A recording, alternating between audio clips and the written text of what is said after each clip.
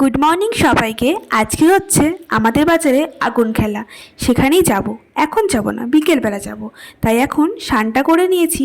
আমাদের যেহেতু কালাশ হচ্ছিল, পুজো করতে পারবো না। পুজো করবো না তো কি হয়েছে, মুখে তো পালতেই পারি। তার জন্য আজকে খেয়ে নিলাম লুচি। এবার চলো বিকেলবেলায় রেডি হয়ে আমি আর মা বেরিয়ে গেলাম আগুন খেলা দেখতে যাওয়ার জন্য। দেখো কেমন লাগছে সবাই একটু কমেন্ট করে জানিও। আমরা একদম বাজারের কাছাকাছি চলে এসেছি। আগুন খেলার হয়তো শব্দটা শুনতে পাচ্ছ, ঢাক বাজছে। এখানে গিয়ে বেশি আর কথা বলবো না, তোমরা শুধু আগুন খেলাটাই দেখো। এবার দেখো, এখানে ছোট করে একটা মেলা মতো বসেছিল, বেলুন ছিল, ফুচকা ছিল। এইখান থেকেই পুরো লোক দেখতে পাবে।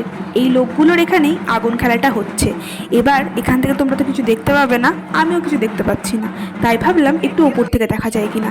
তাই চলে যাব একটা ছাদে, কারণ এই বাজারের এখানটায় অনেকগুলো ছাদ আছে।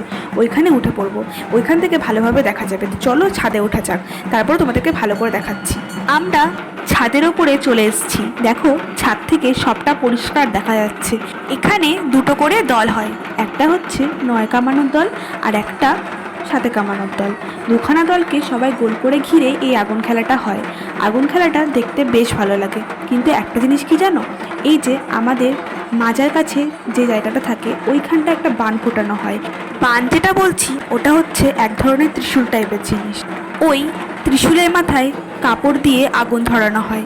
ওইটাই হচ্ছে এখানে আগুন খেলা। দেখো আমরা ছাদে দাঁড়িয়েছিলাম, ওখান থেকে সবটা দেখছিলাম। তারপরে চলে আসলাম নিচে, কারণ নিচে থেকেও বেশ ভালো দেখা যাচ্ছিল।